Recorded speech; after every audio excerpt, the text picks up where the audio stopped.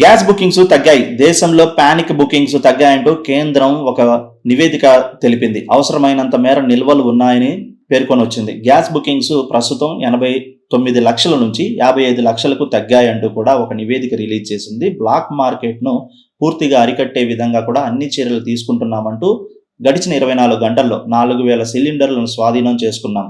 కొత్తగా 13,700 పిఎన్జి కనెక్షన్లను జారీ చేశామంటూ కూడా వెల్లడించింది.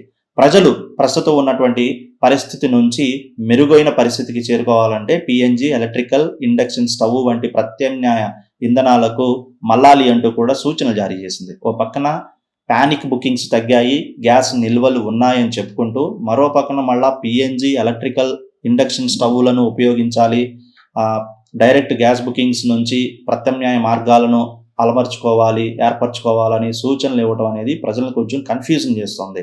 నిజంగా పానిక్ బుకింగ్స్ తగ్గితే, గ్యాస్ నిల్వలు ఉంటే పిఎన్జి, ఎలక్ట్రికల్ స్టవ్ల వైపు ఎందుకు వెళ్ళాలి అంటున్నారు ప్రజలు. దీనికి మాత్రం కేంద్రం దగ్గర సమాధానం ప్రస్తుతానికైతే లేదు.